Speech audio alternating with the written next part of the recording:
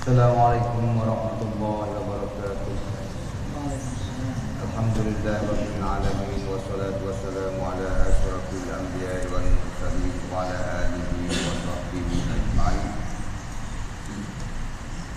Allah Subhanahu wa taala menjadikan manusia. Kalau bila manusia daripada awal ini sampai tahun ini banyak puluh ribu tahun dah. Lepas tu akan buat lagi, akan cipta lagi manusia. Selepas daripada Allah Subhanahu wa taala menjadikan manusia, oleh kerana manusia dijadikan oleh Allah hidup di atas permukaan bumi ini untuk beribadat kepada Allah Subhanahu wa taala, supaya manusia mencari keredaan Allah. Kemudian Allah Subhanahu wa taala menentukan cara hidup pada mana dia kena Allah redha. Adanya solat, adanya siam, adanya haji, adanya zakat, adanya dakwah, adanya jihad, adanya birrul walidain, adanya sedekah, adanya belajar, adanya mengajar, adanya macam-macam ada cara yang Allah Subhanahu wa taala menentukan untuk manusia hidup. Termuat di dalam Al-Quran Karim untuk memudahkan manusia mengamalkan cara yang ditentukan oleh Allah dalam Al-Quran Karim. Rasul Allah bangkit Rasulullah sallallahu alaihi wasallam untuk menjadi orang yang mula-mula patibat. Rasulullah ni pun patibat. Dan cara hidup yang dikehendaki oleh Allah Subhanahu wa taala. Generasi yang mula-mula ikut Rasulullah, generasi para sahabat. Berarti siapa sahaja yang hidup mengikut cara yang ditentukan oleh Allah dan telah dicontohkan oleh Nabi Muhammad sallallahu alaihi wasallam,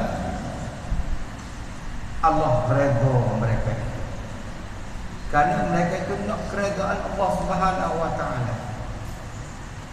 Nak mendapat keredaan Allah, dia kena hidup mengikut cara yang dikehendaki oleh Allah. Tetapi sebahagian daripada manusia, dia tak nak keredaan Allah, dia nak keredaan manusia. Manusia akan memberi redha kepada seseorang apabila mengikut cara dia. Kalau dalam masyarakat kufur, cara hidup kufur itulah yang masyarakat kufur redha. Kalau dalam masyarakat yang penuh dengan syirik, marilah akidah manapun masyarakat syirik tidak redha. Kalau kita hidup dengan cara syirik itu saja, masyarakat syirik yang redha. Sangkum syirik dia nak rakra ke atas sore-sore mengakunan syirik. Kalau tak syirik dia tak rakra. Kalau dalam masyarakat nifak, orang nifak saja yang dia rakra. Kalau orang tak nifak dia tak rakra. Begitu juga dalam masyarakat yang penuh dengan khurafat. Kalau kita pergi dalam bentuk tauhid, kita pergi dalam bentuk iman, kita pergi dalam bentuk ibadah, kita pergi dalam bentuk amalan soleh, masyarakat khurafat mai rakra. Sebab apa?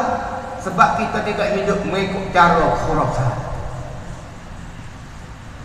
Sebab apa masyarakat syirik tak yamrak kepada kita? Kerana kita tak hidup mengikut cara syirik. Sebab apa masyarakat nifak tidak iktiraf, tidak yamrak, tidak rakra, tidak redha kepada kita? Kerana kita tidak hidup mengikut sistem cara nifak. Begitulah caranya. Kalau kita hidup mengikut cara Allah, Allah redha, tapi manusia berkemungkinan tidak redha. Kalau kita hidup mengikut cara syirik, masyarakat syirik redha, tapi Allah tidak redha. Kalau kita hidup mengikut cara hidup jahiliyah, masyarakat jahiliyah akan redha, tetapi Allah tidak redha. Kita umat Islam mau keredaan Allah, sekalipun manusia tidak redha. Tapi orang yang tidak ada iman, tidak ada tauhid, dia semata-mata nak kepada keredaan manusia, dia tidak berhajat kepada keredaan Allah. Kita nak kepada keredaan Allah Subhanahu wa taala.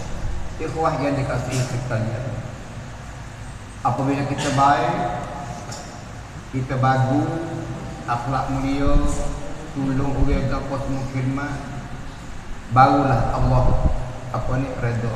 Kalau turut dalam masyarakat lain barulah redha. Tetapi kebaikan berbeza di antara orang yang nak keredaan Allah dengan kebaikan bagi orang yang nak keredaan makhluk. Dia tak suka. Keredaan Allah Subhanahu wa taala, dia tidak melihat kepada hanya kepada zahir, bukan kepada hati. Sebab tu orang Islam bagus sungguh-sungguh. Dia tak ada lakon setiap, dia tidak ada sendiwara, dia tidak ada berpura-pura dalam amalan baik dia. Kerana baik di segi zahir, baik di hadapan orang, baik dalam masa cerah, masa itu tidak ada arti bagi dia kalau hati dia tidak bersih, hati dia tidak ikhlas. Sebab itu orang Islam, dia nak kepada keredaan Allah Subhanahu wa taala, dia kena baik luar dan dalam, zahir dan batin. Jadi baik sungguh, baik bersih sungguh.